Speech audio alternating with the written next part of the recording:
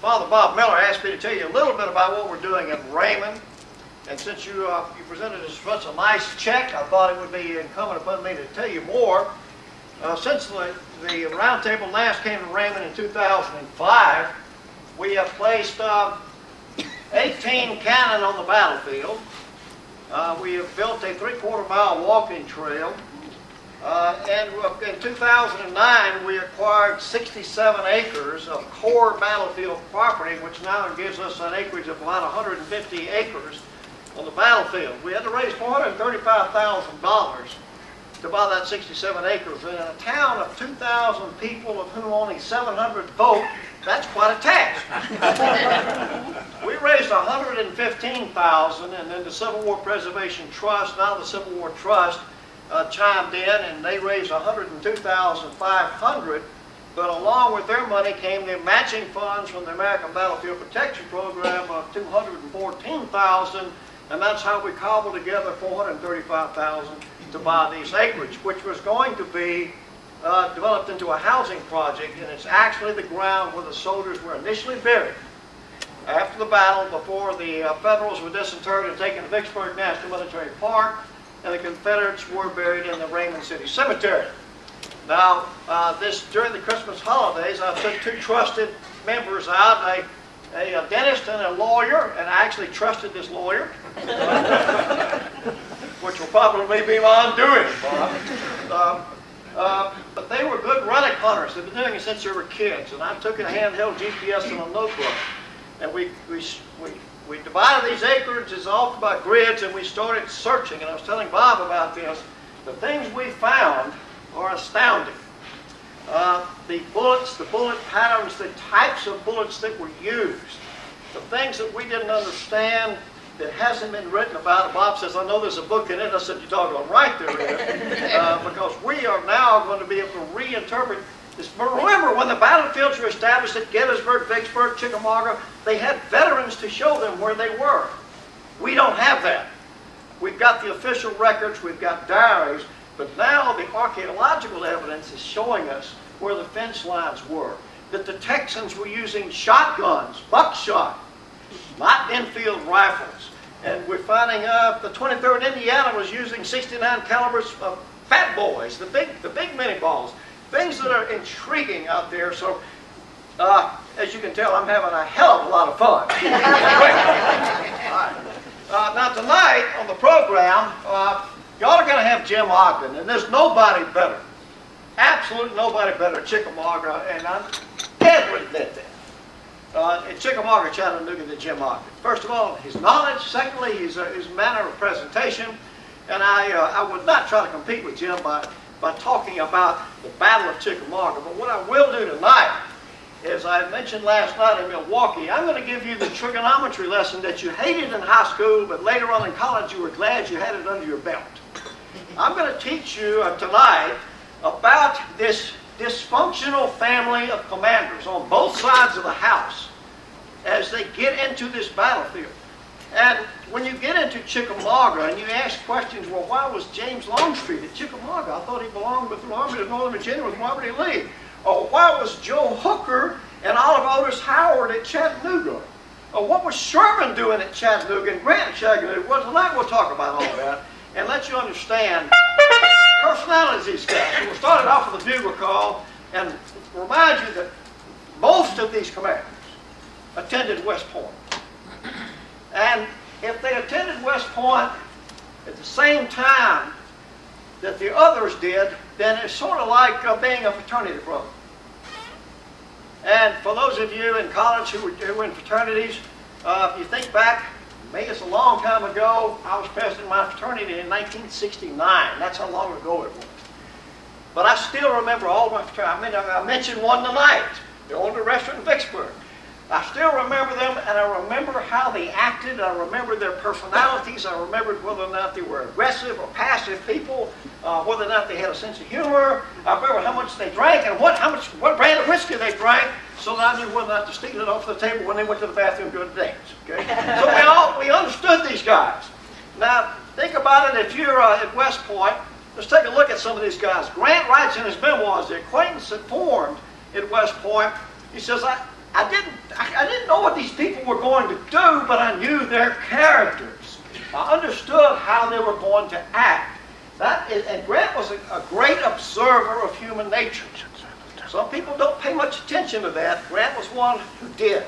And so he talks about the characters of whom I was after as opposed. Now you assume when he says opposed, he means in gray uniform. No. No, because that's why I call it bayonets front and bayonets back. Your enemies are not always in front of you. Okay? So let's take a look at West Point. Rosecrans was at West Point at the same time Grant was. As you can see, he was a year behind Grant. Actually, a year behind Grant. Sherman, as you can see, was 2 years senior to Grant. George Thomas was there at the same time Grant was. This is a connecting tie between these guys. They all knew one another from their West Point days. They understood one another. Go a little bit further. James Longstreet was there at the same time that they were at West Point. Longstreet you're going to see both at Chickamauga and partially at Chattanooga, not the final days of Chattanooga, and we'll see why. Bragg, he was there at the same time Joe Hooker was there. Joe Hooker, of course, in the Chattanooga campaign, not the Chickamauga campaign. William J. Hardee was there at the same time Bragg and Hooker was there. Hardee is commanding a corps under Braxton Bragg during the Chattanooga campaign. So these guys, a lot of these guys knew each other. They could sit back and they could crawl into each other's heads by knowing how they could act. Now let's look at some of the friendships and some of the adversities we're going to see here. First of all, let's talk about Grant and Sherman. Grant and Sherman were not great friends at West Point. Sherman was a junior when Grant was a plebe. A third classman when Grant was a plebe. Well, no third classman is going to be friends with a plebe, so that's not where it came. But it was during the Fort Donelson campaign that it really comes to play. As Grant goes down and captures Fort Henry, he actually goes up the Tennessee River, captures Fort Henry, and by capturing Fort Henry, that flanked Columbus, Kentucky. The Confederates had to abandon Columbus, Kentucky. So this defensive line that they built to protect the rivers, the three daggers into the heart of the Confederacy, the Mississippi River, the Tennessee River, the Cumberland River, now that line is broken on the western part. Grant then marches over to Fort Donelson and captures Fort Donelson. That's going to lead to the capture of Nashville, Tennessee, a huge strategic supply base that will remain in northern hands for the rest of the war. It's also going to compel the evacuation of Bowling Green, Kentucky, General Albert Sidney Johnston's headquarters, and so the line is broken. The rivers are now open. They are open, and by the way, and I won't go into all of this, but the federal gunboat fleet has basically been completed by this time, and they have destroyed any Confederate gunboats or captured them on these rivers. They have water superiority. But during this campaign, Sherman, who was at Smithland, Kentucky, and who is 2 years senior to Grant, they're both brigadier generals. Sherman has date of rank. Sherman sends a message to Grant. Grant never forgot this. Grant writes, during the siege of Fort Donelson, Sherman, who was at Smithland, sent reinforcements and supplies to me, and he says, at that time he was senior to me, and he waived rank. Sherman told Grant, you are doing something great here. Whatever I can do to support you, I will do. Forget about rank. Now, you don't hear people do that often. In the civilian world or the military, I don't believe I ever had a military man waive rank on me. Ever. Ever. Grant never forgot that. And now and Grant is one of these people, once he likes you, he will always like you. Now, that's good and bad. Loyalty, but it gets him in trouble when he's president, and sometimes it gets him in trouble in the American Civil War because it's this attitude of my friends can do no wrong that will get you in trouble. He says every boat that came up with supplies and reinforcements brought a note of encouragement from Sherman, asking him for assistance, whatever he could do to help me out. Grant never forgot that. Now, let's look a little further. Grant is immediately promoted to Major General, gets his second star after the capture of Fort Donelson. Becomes the first big federal victory. Grant becomes a military hero. So now we senior to Sherman. Sherman is commanding a division in Grant's army. They move up the Tennessee River. The idea is to capture Corinth, Mississippi. Everyone likes to talk about the strategic importance of the railroads at Corinth. They miss the really big picture. Corinth will lead to the flanking of Memphis, which will open up the entire northern part of the lower Mississippi River Valley. That's the real key. Not the railroads, but the river. The river is where the money is, and always follow the money. And President Lincoln has told him, I want that river open because the states of the great Northwest, of which Illinois is a major part of that, wants that river open. They're strangling economically, and they're really after me about this. But in the process of doing this, of capturing Corinth, Mississippi, of course we know what happens. The Battle of Shiloh, and on the 6th day of April and the 7th day of April, 1862, the Federals suffer 14,500 casualties. This is the first big bloodletting of the war, and the newspaper reporters who were there all report the huge Union surprise on the Union troops on Sunday morning, the 6th of April, 1862, and of course Grant is skewered by the press. Taking a look at Lincoln and Grant. Lincoln has never met Grant at this time.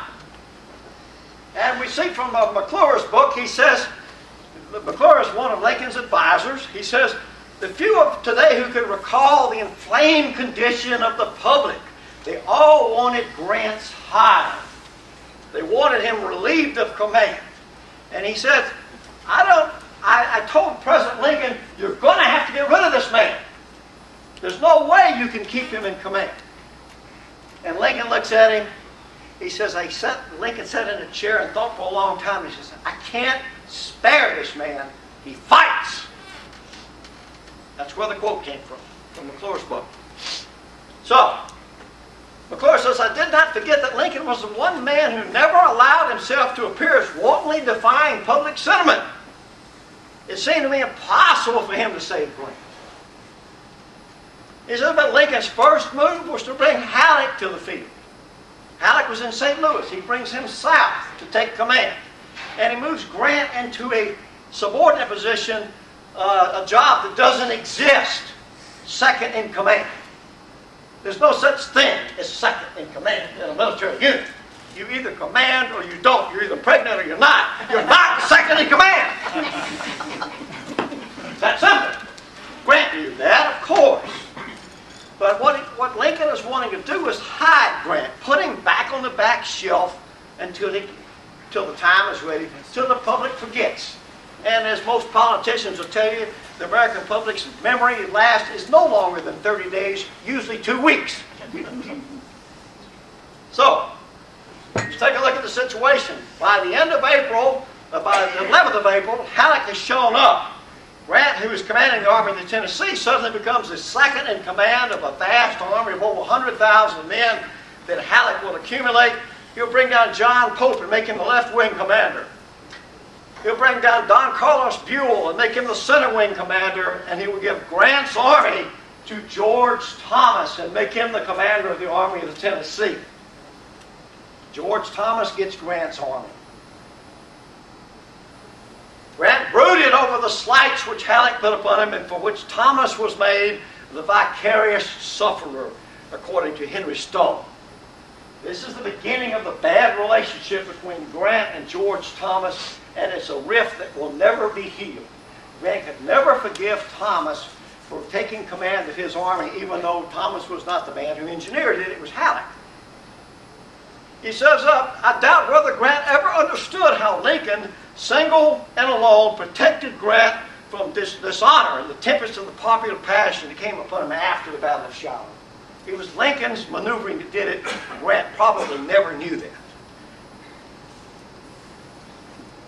General Halleck arrived at Pittsburgh, according to Grant in his memoirs, landing at the 11th of April and immediately assumed command in the field. The 21st, Pope arrived. He goes on. He says, Halleck now had 3 armies: the Army of the Ohio, Buell commanding the Army of the Mississippi, Pope commanding in the Army of the Tennessee. Major General Thomas, who had been in Buell's army, was transferred with his division to the Army of Tennessee and given command. My army. For myself, Grant says, I was little more than an observer. My position was so embarrassing, in fact, that I made several applications during the siege to be relieved of command. He doesn't have command. Be relieved of his job. This is where we'll see Grant and Thomas. According to Van Horn in his book, The Life of General Grant, is undoubtedly here began that lack of understanding between the two generals, which was never cleared up. He says they should have been the closest of friends, but they never were. Sherman comes back into play.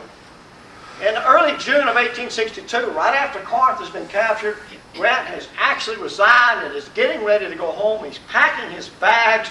Sherman rides to his tent just north of Corinth, Mississippi, and he says to Grant, Grant says to Sherman, he said, I can't take it any longer. He says, you know, I can't endure it. I'm just in the way here. And Sherman says to him, you know, this war is going to go on with or without you. Your leaving is not going to make any difference. You ought to stay. And if you stay, maybe something will come up. And Grant took his advice, and he never forgot Sherman talking him out of making this rash move of resigning. Now, sure enough, on the 11th of July, 1862, Halleck is promoted to be General-in-Chief. He goes to Washington, and Grant gets his army back. And now Rosecrans is working for Grant. And at the Battle of Iuka in September of 1862, 17th and 18th of September, Grant plans a two-pronged attack on Iuka, Mississippi to drive Sterling Price's troops out of Iuka. The two-pronged attack is going to have Edward Otho Cresap Ord on the northern column and William Stark Rosecrans on the southern column. And as they move to Iuka, Grant makes a bad tactical error. He positions himself behind Ord in a little community known as Burnsville, Mississippi. Nothing there then and nothing there now. Filthiest latrine I've ever seen. And I've seen some battles. But Grant was there, and he was not in position to control the fight. Rosecrans brings on the fight, and Ord was supposed to support him on the 19th day of September, and Ord doesn't attack.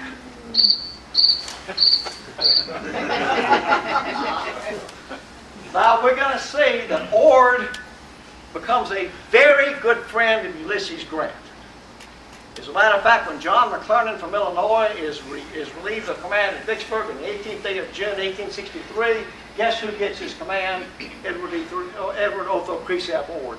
Ord was Sherman's roommate at West Point, and he becomes a dear friend of Grant's. Ord is not blamed at all by Grant for not attacking. And the excuse is, and it's bought by most historians to this day, it's what I call bovine scatology.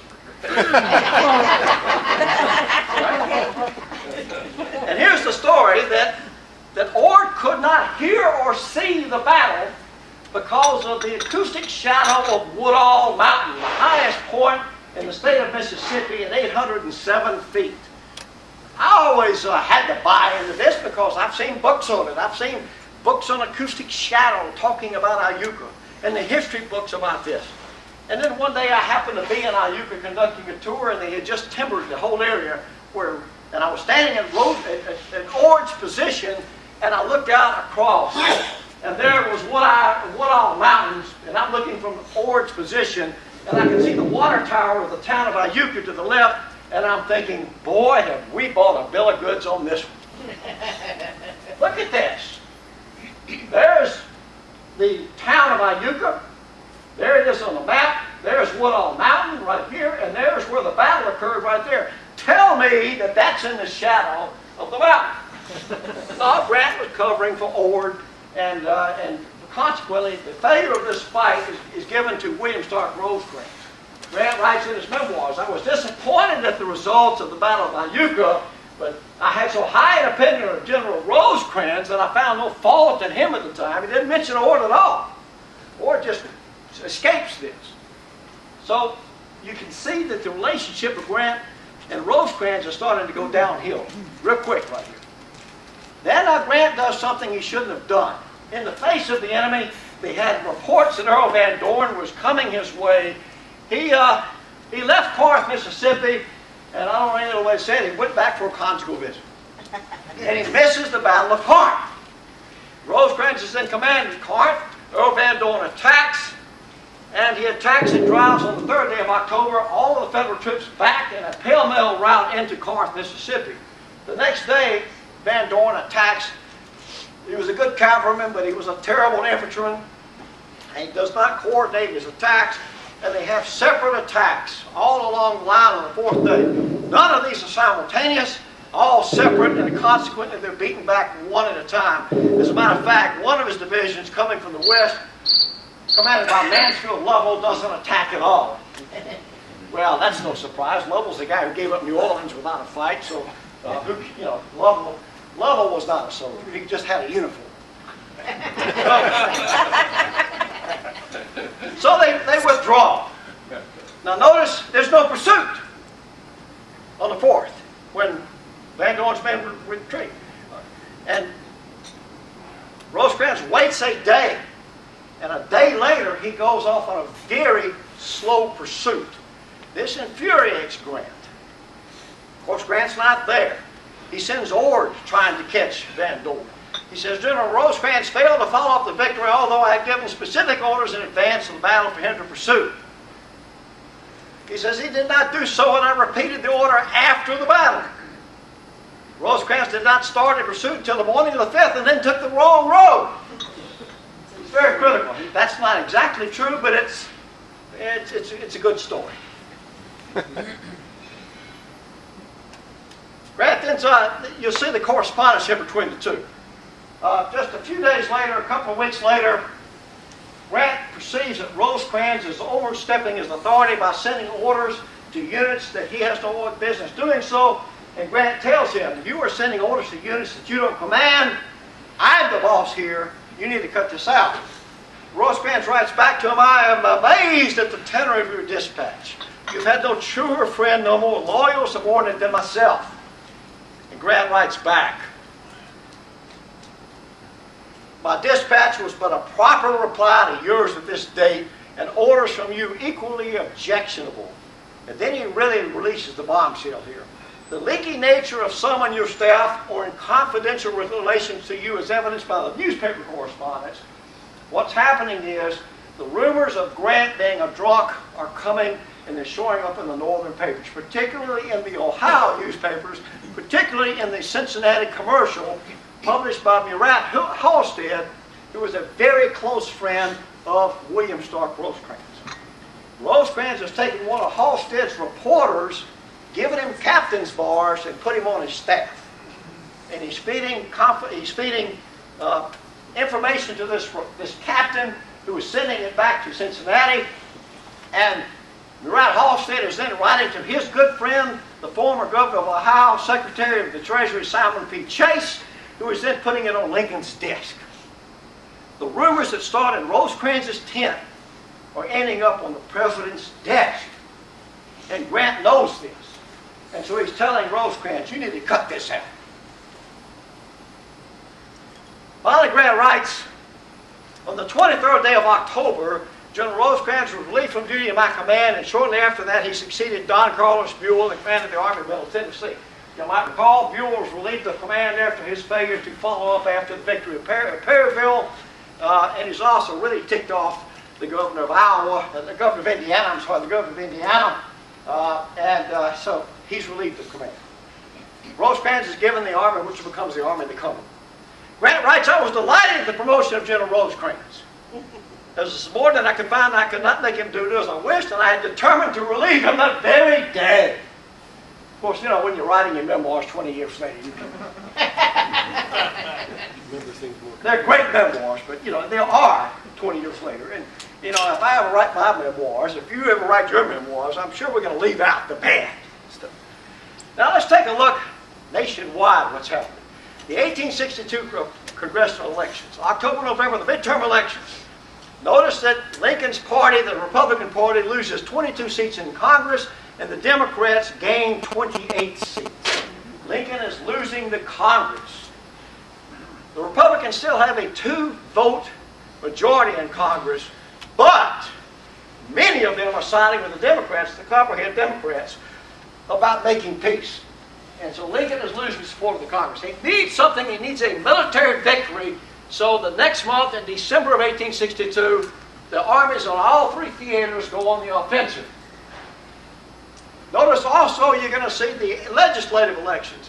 5 states that had been Democrat turned Republican. New York, Pennsylvania, Ohio, Indiana, and Illinois. Their legislatures. And remember that the troops came from the states, not from the federal government. And the legislatures control the money. And so now Lincoln's got some real problems. And then the gubernatorial elections in New York and New Jersey elect Democratic governors and oust the Republicans. Lincoln needs a military victory. A man who becomes a very good friend of President Lincoln, becomes a brigadier general during the Vicksburg campaign.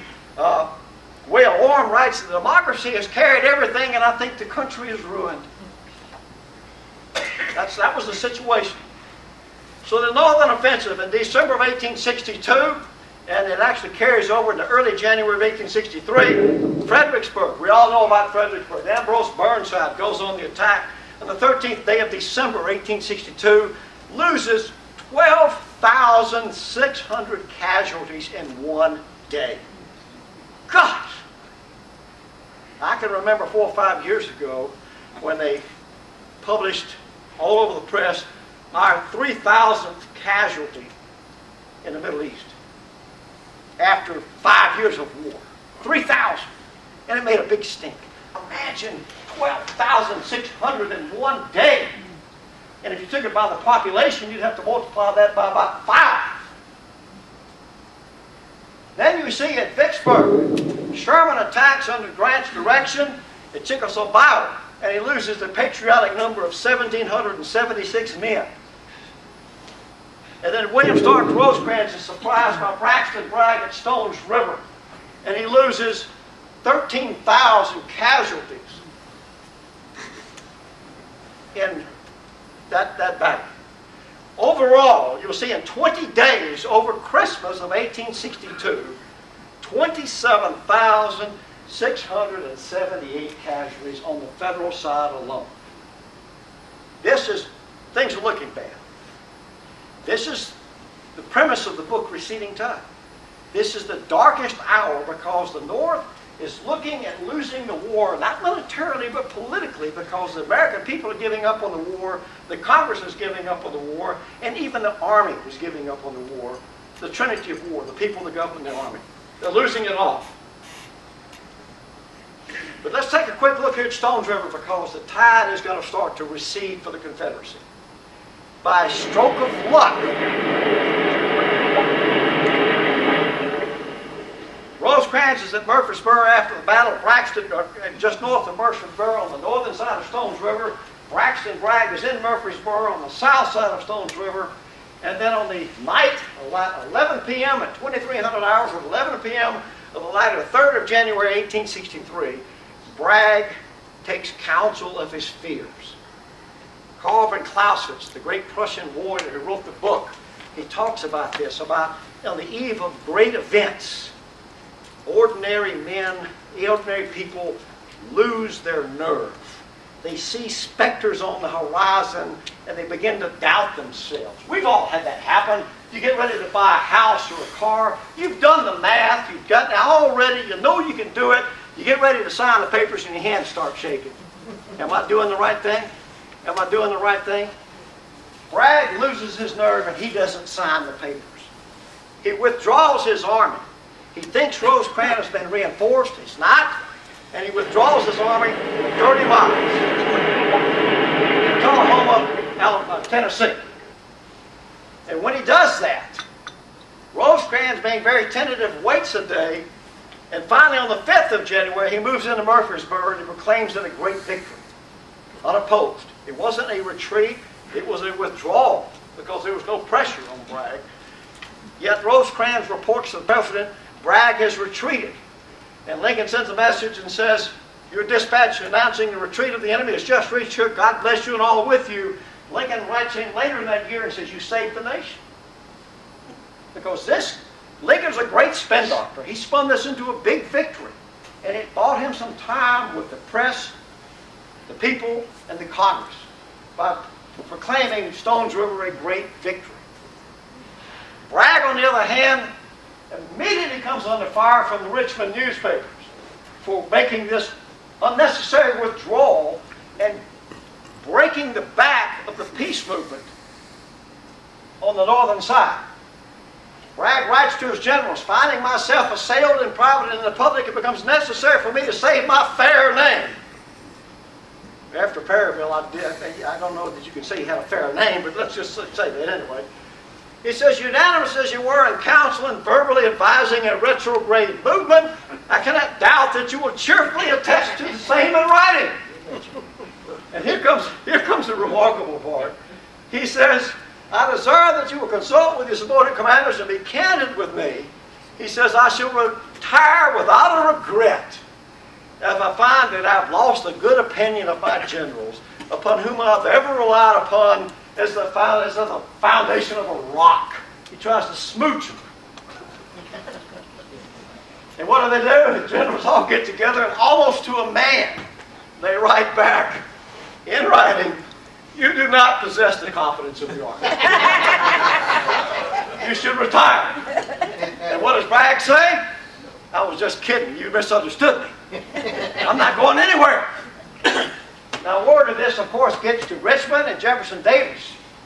Jefferson Davis has got a problem. He's got a four-star general, Joe Johnston, who's been wounded at Seven Pines, and Robert E. Lee's been given command of the army. Lee was driven McClellan off of the peninsula, and now there's not a chance of Johnston getting that army back, because Lee's a hero. He goes to Davis and says, I want an army. Davis says, I got one for you.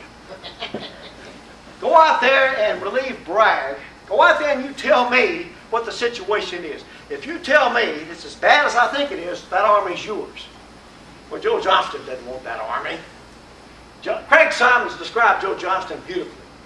He says Joe Johnston was known to be an expert marksman. But whenever he would go hunting, he would never take a shot because he was afraid he might miss and ruin his reputation as being an expert marksman. Johnston doesn't want to take command of an army whose officers have basically mutinied on the commander in the face of Rosecrans' army, which by now has been reinforced. He doesn't want that army, so Johnston goes out and he says, Davis writes to Johnston, says, why General Bragg should have selected that tribunal and invited his judgment upon me is unexplained. You go out there and find out. Johnston goes out and he says, my confidence in General Bragg is unshaken. And Davis says, Davis, I thought you wanted an army. Johnston just lies. He says, oh, everything's fine out here. I don't want to take the army from him. They love him. So let's see now the situation, the supposed victory of Stone's River it can only be played out so much. And by March of '63, Lincoln needs a victory, a real victory. And so he has Henry Wager Halleck, his general-in-chief, and the Secretary of War Stanton get together, and they sent out a message to all the generals, Grant included. He says, there is a vacant major generalcy in the regular army. I'm authorized to say it will be given to the general in the field who first wins an important victory. That means when the war's over, you will still retain your rank as a major general, 2 stars. Most of the other guys are volunteers. It means you're going to go back to being a colonel or a lieutenant colonel. But if you got a regular army rank of a major general, you keep it. So this is big stuff. Rosecrans is furious because he has no plans of moving anytime soon. So he sends a message to General-in-Chief Halleck. As an officer and a citizen, I feel degraded to see an auctioneering of rank. Grant keeps his mouth shut because he's planning the Vicksburg campaign. Hooker keeps his mouth shut because he's planning the Chancellorsville campaign. Both of them are going to win the race, they think. Let's take a look at what happens. Grant moves first on the 29th day of March, 1863, he moves against Vicksburg. He goes down to Grand Gulf, then Port Gibson, then Raymond. Notice the red dots racing there across the map. Those are reinforcements. Confederate reinforcements moving from Savannah, from Charleston, and from in front of Rosecrans, from Bragg's army, to reinforce the Confederates against Grant. You didn't see any blue dots racing to help Grant, but you saw red dots. Let me back up and let's see this one more time. Look at the dots as the reinforcements are moving, and particularly the one coming from Tullahoma.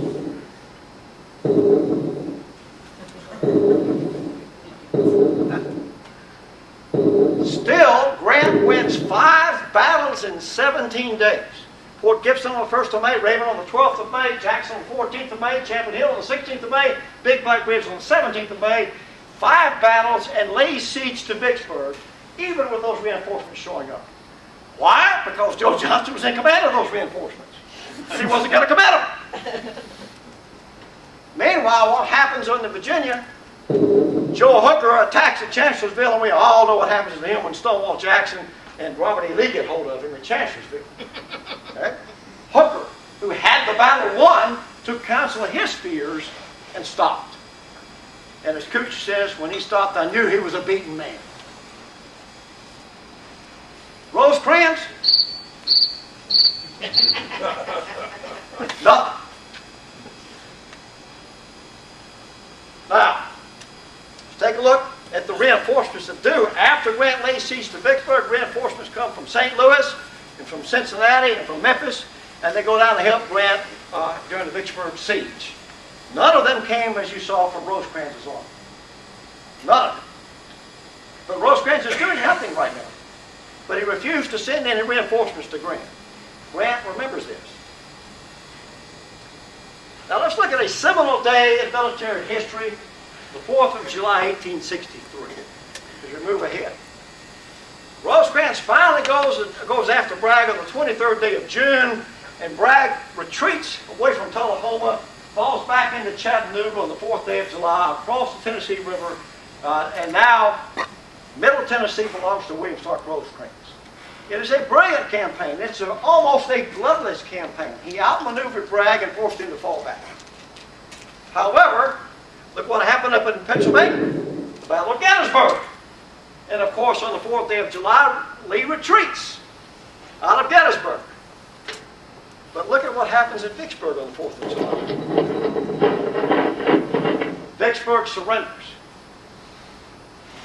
Now, the significance of this is interesting because Halleck is going to send a message to Rosecrans. Actually, Secretary of War Stanton will send a message to Rosecrans. He will say, Vicksburg surrendered to General Lee on the 4th of July, and Lee's army was General Grant on the 4th of July. Lee's army was overthrown. Grant is victorious. He says, you and your noble army now have the chance to give the finishing blow to the rebellion.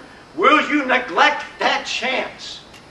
Rosecrans writes back, you do not appear to observe the fact that this noble army has driven the rebels from Middle Tennessee. And he says, I beg that the War Department may not overlook so great an event because it's not written in letters of blood. They wanted to see a big battle. Rosecrans has, through his generalship, has delivered a huge victory without a battle. That's really generalship. But the War Department overlooks that. Now, but let's look at the strategic importance of the three. Vicksburg, Chattanooga, and Gettysburg. At Vicksburg, an entire Confederate army ceased to exist. It was surrendered. All of its cannon, all of its rifles, all of its pistols, all of its flags, all of its drums, all of its bugles, everything was lost. Its 3-star general became a lieutenant colonel because he had no army. At Chattanooga, Bragg's army is still there, strong as ever. And in Pennsylvania, Lee may have retreated and he may have been bloodied, but he still got a very strong army. So only in one theater did an army surrender. But I think even more importantly than that was this. The Mississippi River was strategic goal of the President and the Congress to open the river was achieved. And Lincoln writes, the Father of waters again goes unvexed to the sea. Finally, Rosecrans decides he's going to move on Chattanooga. He has launches a three-pronged attack, and he forces Bragg out of Chattanooga. Again, he outmaneuvers Bragg. It's not a battle. It's just a maneuvering situation, and Bragg will fall back on the 8th day of September, 1863, fall down out of Chattanooga into Lafayette, Georgia. And Rosecrans will occupy Chattanooga. Another strategic railhead. But then problems arise because the Confederates want Chattanooga back. And on the Eastern Theater, a decision is made. Longstreet had been lobbying for this, as you saw in your quiz. He wanted to go out west. I think Longstreet saw Bragg on his last legs, and he wanted command of that army. He wanted to get out of the shadow of Robert E. Lee. And so he tells Lee, I will go out west. I will take my two best combat divisions, those of Hood and McLaws. I will go out west, but I will not give a single man of my command for a fruitless victory. And they take the rails. They go by trains by two different routes, and they arrive at Chattanooga, just south of Chattanooga, Chickamauga battlefield, just in time to marry up with Braxton Bragg and defeat Rosecrans at the Battle of Chickamauga on the 19th and 20th of September, 1863. Jim Ogden will cover the battle with you. You'll see the breakthrough that Longstreet very luckily fell into, and they drive Rosecrans from the field. But here is the key to all of that. As Rosecrans falls back, Bragg doesn't pursue. He sits there and he waits. And Bedford Forrest, his cavalry commander, says, what does he fight battles for? If we're going to whip him and not chase him, why fight him? The fruits of any victory, according to Clausewitz, are in the pursuit phase. That's when you chase the defeated enemy, you take his weapons from him, and most importantly, you take his dignity from him. You destroy his fighting spirit. You capture his cannons, capture everything, and chase him. You chase him, as Forrest said, you put the skier on him, and you keep the skier on him. This really ticks Bragg off. Forrest is very contemptuous of the general over this. On the 23rd day of September, Bragg finally moves up and lays siege to Chattanooga. But he doesn't encircle Chattanooga. You never want to completely encircle a tiger unless you want to fight him. So he left the back door open where Rosecrans should leave if he wanted. Now, from Washington, cries for help for Rosecrans would be sent out. On the 13th of September, Halleck would send a message, a telegram to Cairo, Illinois, the nearest telegraph to Vicksburg. He'd go downriver by boat and get to Vicksburg on the 23rd, telling Grant, you need to send help to Rosecrans. I would love to have been a fly on Grant's wall. Grant didn't curse, but I bet you he pushed the envelope on that day. One of the great stories about Grant was one of his staff officers. There's no women present, there's no ladies present, I can tell this story. And Grant says, yes, but there are gentlemen present. He did not like off-color thing, but I bet you on that day he pushed it. The decision was made to take the disgraced Joe Hooker, who had been relieved of command of the Army of the Potomac, given to George Meade on the 20th day of June, 1863, before Gettysburg. Hooker is given the 11th and 12th Corps. They go over 1,100 miles by train all the way to Stevenson, Alabama, to support Rosecrans. And Grant sends William Tecumseh Sherman with the 17th Corps, a reorganized 17th Corps, taking some of the elements of the relieved McClernand's 13th Corps, and they go all the way up to Memphis. On the 3rd day of October, they start marching very slowly, very slowly. It's a very arduous route as they march all the way to basically to Chattanooga, actually to Stevenson, Alabama. 675 miles. Meanwhile, John Hay, one of the president's advisors, says, the president says Rosecrans is confused and stunned like a duck hit on the head. I love his similes, don't you? Just great similes. I live on a lake and I've got a bunch of ducks out there, you know, and I've never hit a duck on the head. I love my mallards and whatever, but I have seen a Canada goose peck one of those ducks on the head. And just watch that duck after he's been popped on the head. just kind of wandering around like thinking, where am I? Are you my wife? What am I doing here? Reinforcements for Rosecrans. Let's take a look. This is kind of interesting because Joe Hooker arrives. He arrives in early October. He shows up in Stevenson, Alabama, and sending north to Bridgeport is the 11th Corps commanded by Oliver Otis Howard. And Joe Hooker makes his headquarters in Stevenson while Howard's up in Bridgeport. They can't get to Chattanooga right now because they can fit Longstreet is between them and Chattanooga. So they hunker down at the railhead coming south out of Nashville, Tennessee to Stevenson and Bridgeport. But these two men don't like one another. Why? What happened at Chancellorsville?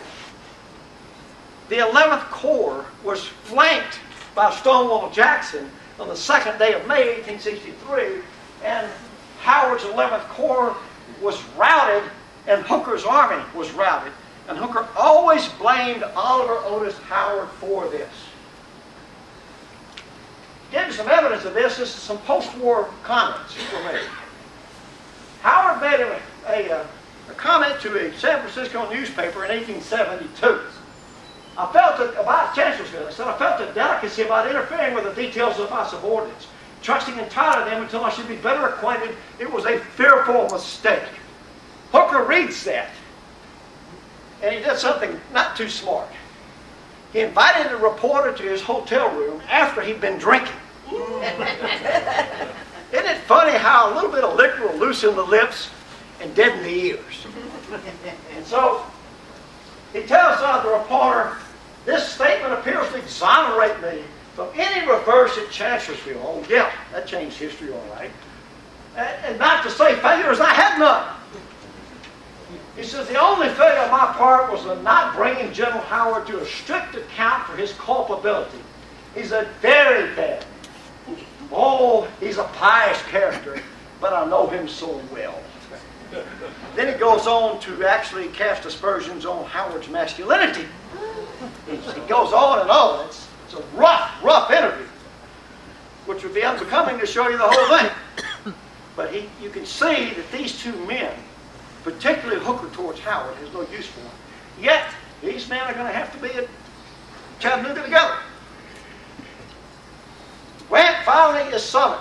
A telegram goes from Washington, D.C., again to Cairo, down the river by boat. And the star you see, that's Hooker, as he's moving into Chattanooga.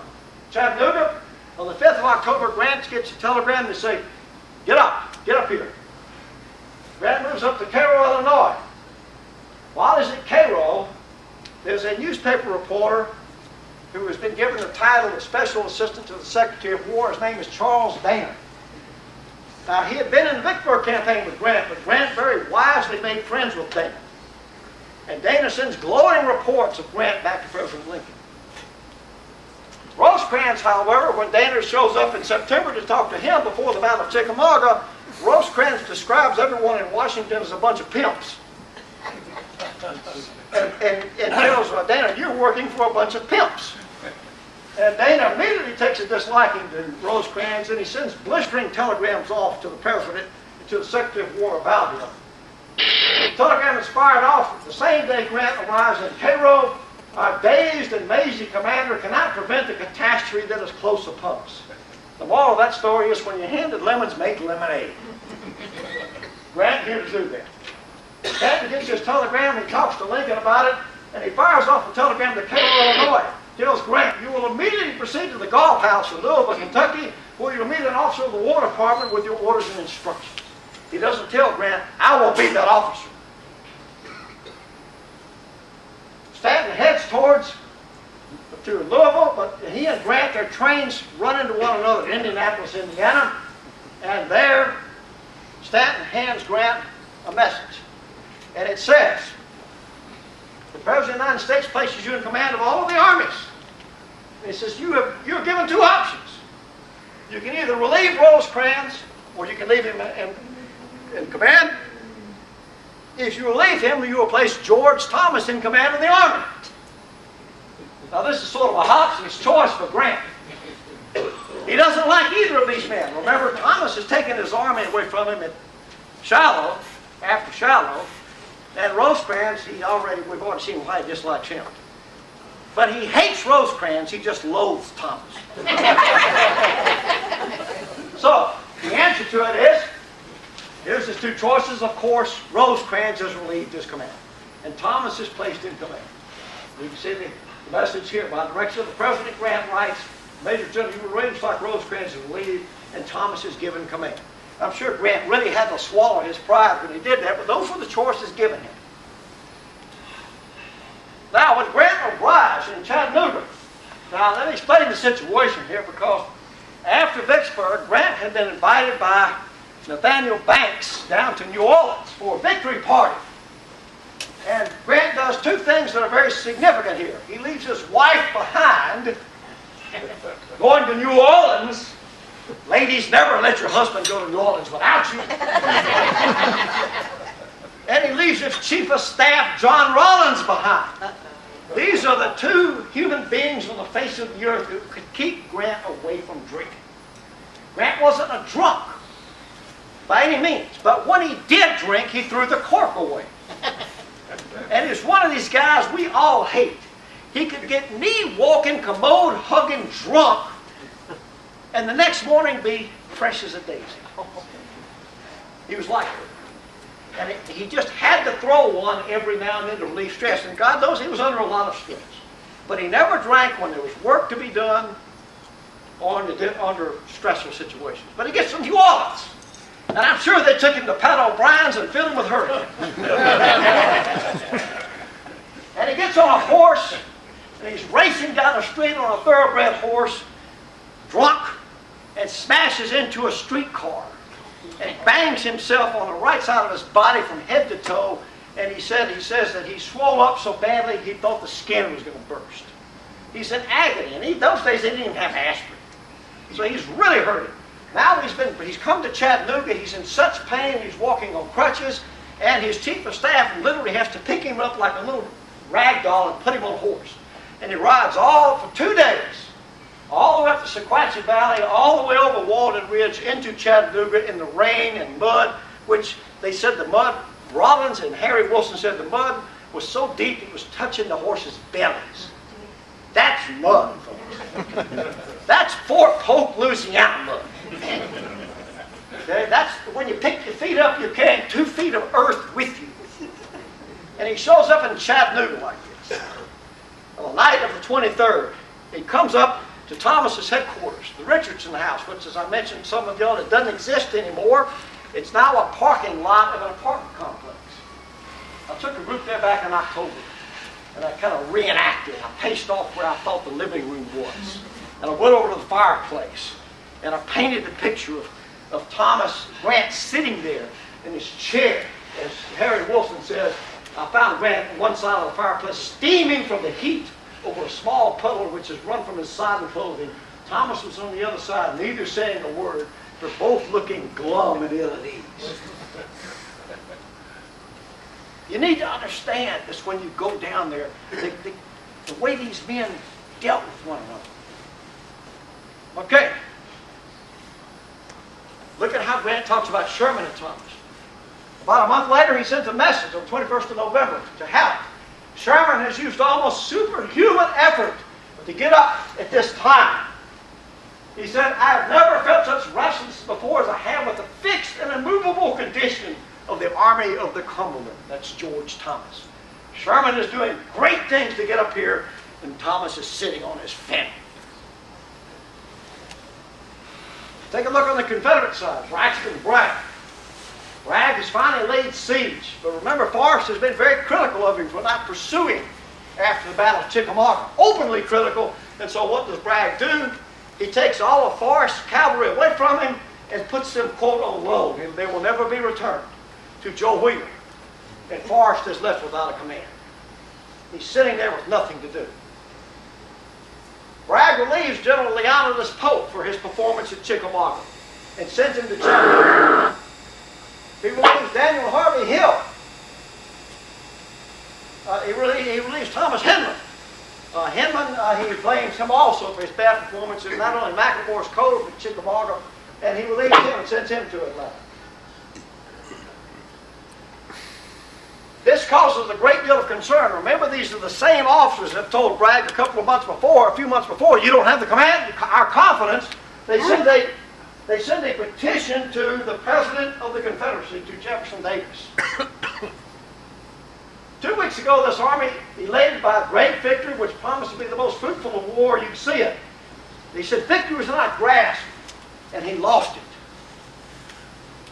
Longstreet is probably the author of this. We don't know for sure. Your petitioners would deem it a dereliction of the sacred duty they owe the country if they didn't ask that you excellently assign to the command of this army an officer who will inspire the army to comforts with undivided confidence.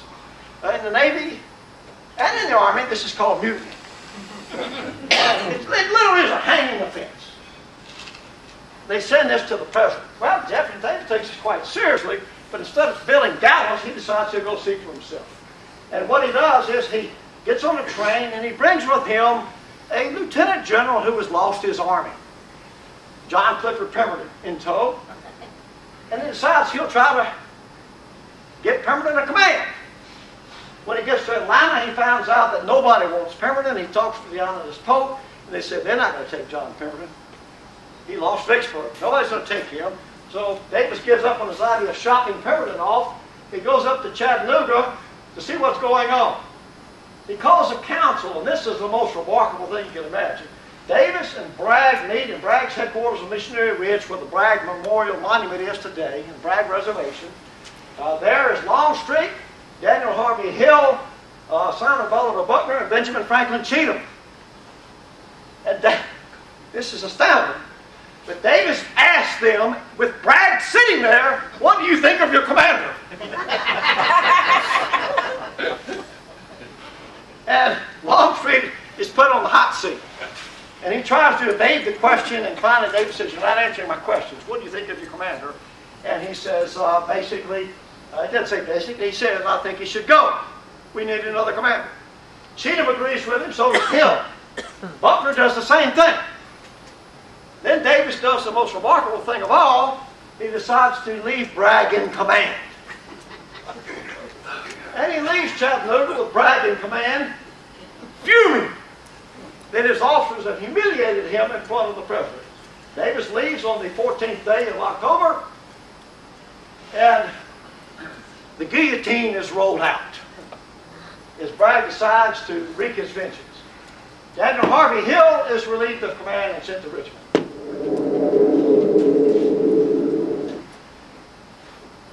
Thomas takes command. Simon Bolivar Buckner, he's not relieved of command, but he goes from being a corps commander to a division commander. From commanding 15,000 men to less than 5,000. Bedford Forrest, he doesn't have any men anyway because Bragg's taking them away from him to give them to Wheeler. And when Forrest realizes he's not going to get his men back, he tells Bragg, I'm going to kill you. He says, you've given me your last order. If you ever give me another order, I won't obey it. If you ever cross my path again, I'll kill you. He said, right here and now, I'd slap your face if I thought you were a man. But I don't even have that respect for you. So Bragg's got a choice of court-martialing Forrest and then being killed, or transferring him. So Forrest is sent to Mississippi. And he's gone. Longstreet, who engineered the petition and all of the other things, and the first man in the council to say Bragg should go, is sent to Knoxville, Kentucky to oppose Ambrose Burnside. He's gone. Benjamin Franklin Cheatham, who also said Bragg should go, his division is split up and scattered all out. And Cheatham is so disgusted, he's waiting for his relief of command order. It doesn't come, and he's watching his loved Tennessee command being split up. So he just takes leave and leaves, and he's gone. He doesn't want to watch what's happening. And what Bragg does is he reorganizes the army under Hardee, Breckinridge, and Longstreet, but he sent Longstreet off. So in the face of the enemy, he sends 1/3 of his army off to Knoxville, Tennessee. Meanwhile, what are the Federals doing? We've already seen it. Sherman and Hooker are showing up to reinforce Rosecrans. At the same time, Bragg is stripping his army of its commanders and 1/3 of its men, the Federals are reinforcing Rosecrans. And these are the forces you will see at the Battle of Chattanooga. It's remarkable. There's a great description of Braxton Bragg wrote by a civilian, a lady named Mary Chestnut. She says, "There sits Bragg, a good dog, howling on his hind legs before Chattanooga, a fortified town." I think of General Worthless, whose subalterns quarrel with him. Something wrong about the man. A very good analysis. The moral of all of this is, we've got two dysfunctional families that we see. On neither side do the generals like one another. The only two generals we've seen who like one another are Grant and Sherman. But the difference is that Grant overcame this and got these people to still function as a team, whereas Bragg was one of the major forces in splitting it up. One dysfunctional family managed to somehow come together and another one split apart. You can compare that to a pro football team. Imagine trying to be the coach of a pro football team. I don't know what a coach makes, $1 million a year. But what do the players make? 20 times that. It'd be kind of tough to coach a guy who's making 20 times your salary and tell him what to do. So you've got this family of every one of them is a prima donna, but sometimes they all go together and work, and sometimes they work against one another. And we see this here in Chattanooga. Interesting.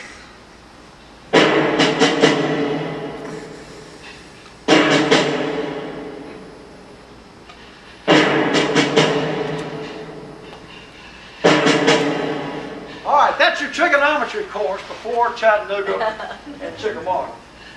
When Jim starts giving you all the who shot who down there, and he'll do a fantastic job of it, now you'll understand a little bit more of the bayonets that are in the backs while the enemy's in the front. Any questions before we call it a night?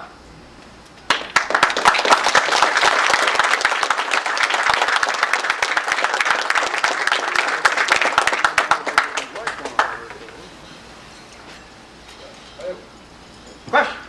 Mark, did you ever find any evidence in any of your research that Davis ever considered replacing Bragg with Longstreet at that October conference that you referenced? Is there anything you ever read or seen that he ever thought of that? The only evidence question was, is there any evidence that Davis ever considered getting rid of Bragg?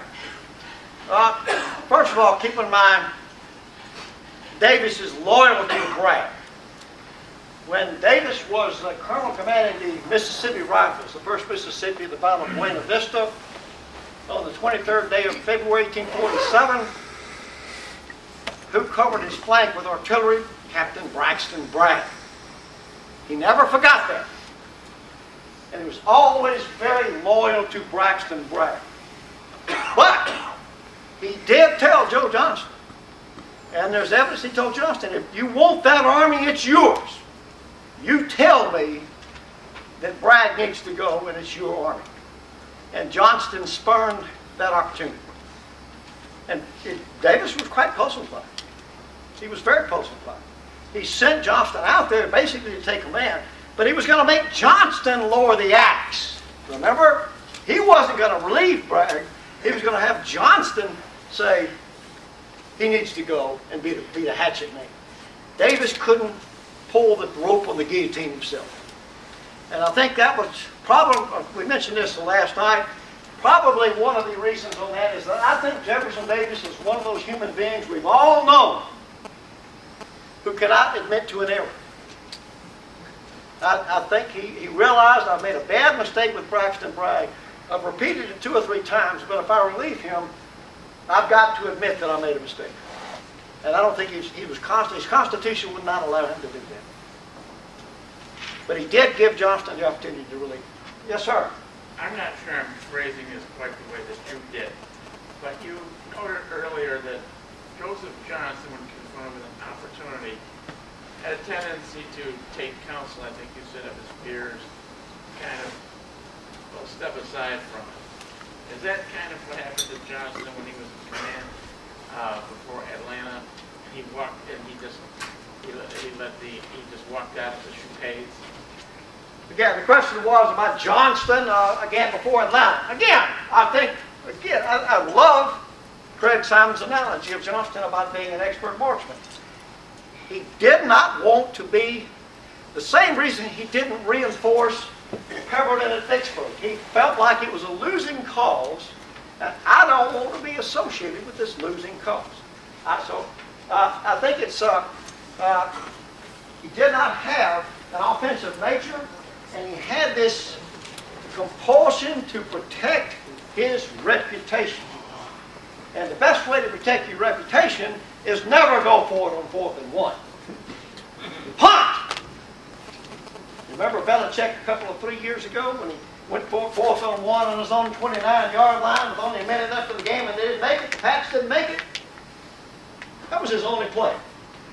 That was his only play. Because he knew if he punted, the defenses weren't working at all that day, the other team was going to come back and kick a field goal and beat him. The only chance he had was to get a first down and run out that clock. But when he didn't make it, boy, did everybody come down on him. Joe Johnston was not willing to take that chance. Yes, sir. There are some historians who think that the South, the Confederacy, never had a chance after Fort Sumter. Now, according to what you said tonight, do you think that the Confederacy really had a serious chance of winning the Civil War, let's say in February of 1863? I think that, yes, the answer is that the Confederacy have any, some historians, there are some historians who also say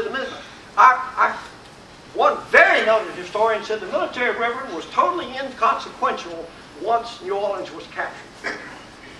He's thinking militarily.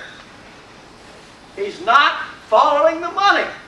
The river had to be open was not for the military, but for civilian commerce, to get the goods from up here to the Gulf of Mexico, and from there to South America, Africa, and Europe. That was the reason the river had to be open. It had nothing to do with the military. I submit, in my opinion, the South could never have won the war militarily, but they could have won the war politically. They came very close to it. I'm not saying they would have won, but they came very close at the end of December and the very first day of January 1863. Again, as I pointed out to you, 27,000 casualties in 20 days. The Congress is now going towards the Copperhead Democrats.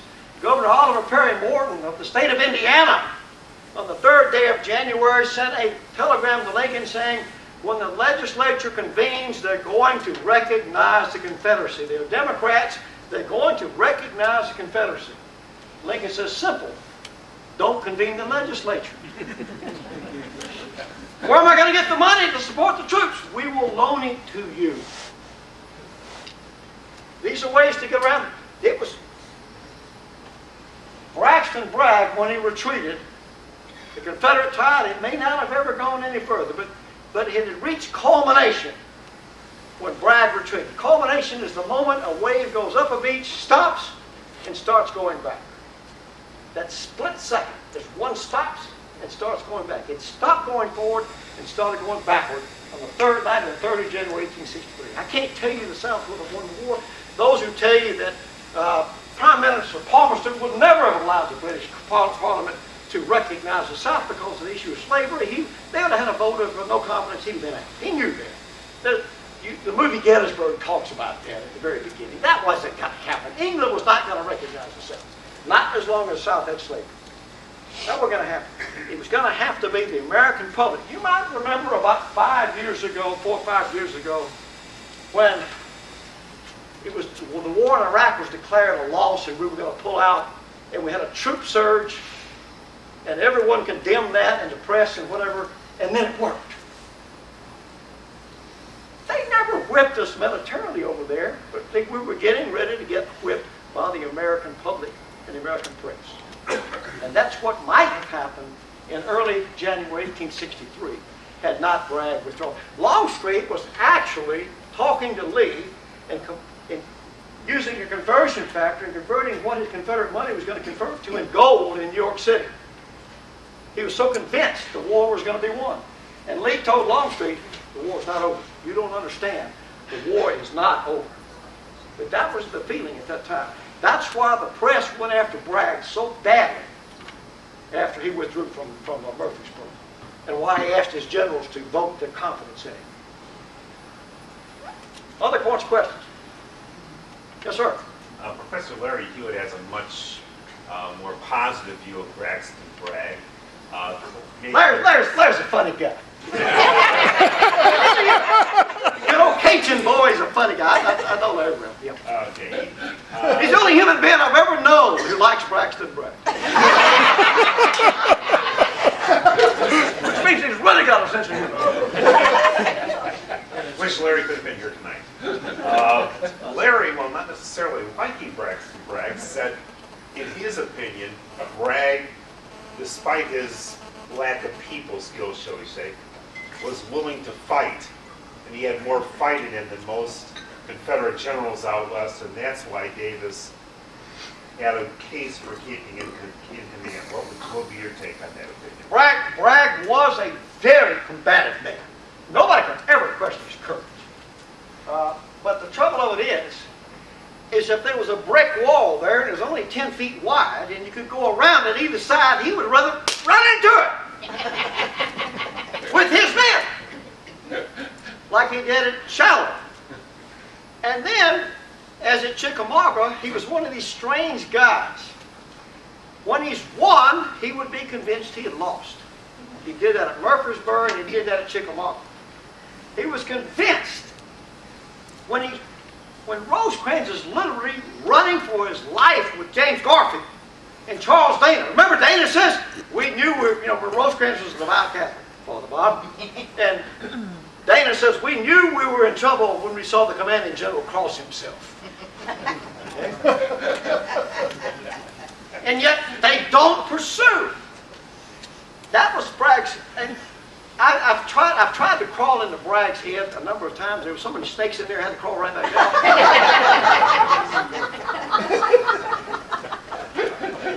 But I had a doctor once, a medical doctor.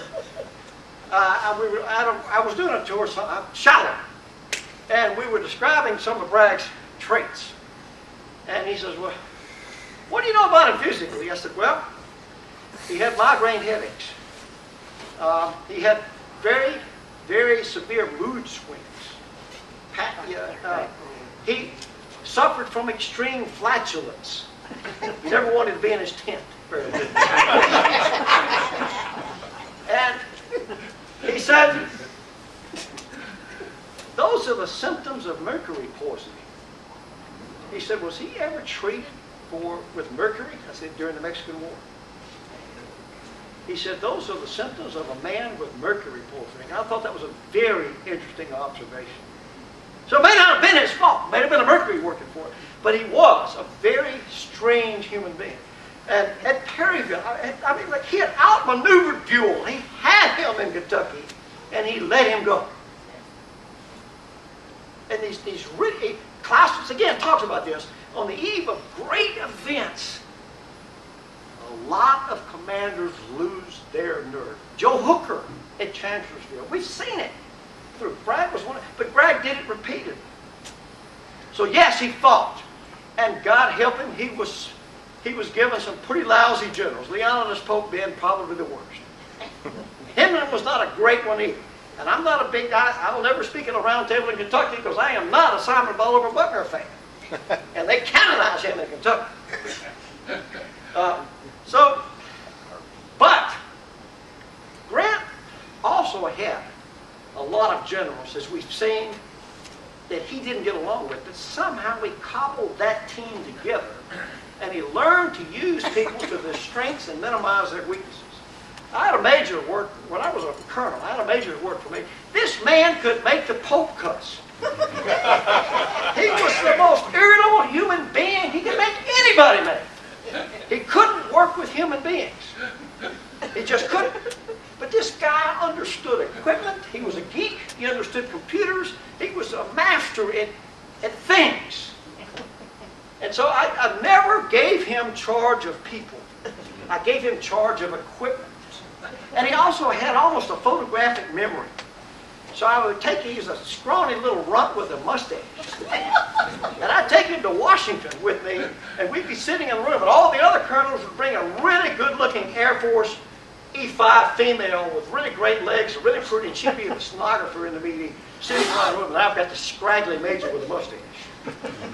And everybody would think, what's Hills doing bringing that guy? Instead of this, because they all like to show off their people. And then after every meeting, I'd bring Ron to my hotel room and say, Ron, when I said this, what did Bob Miller say? He said, sir, he rolled his eyes to the right and whispered to the man next to him. I said, okay, we can't count on him. And we'd go right down the line. He was my stenographer visually. And nobody ever understood why I took Ron with me to Washington, D.C. And he also, how do you always beat us out of that money? And I'd say, well, just luck. I never told him I had an ace in the hole like this guy. But use people to their strengths. Bragg would have put him in command of half of his people, and then had a mutiny on his hand. Okay. Thank you all again for a wonderful donation.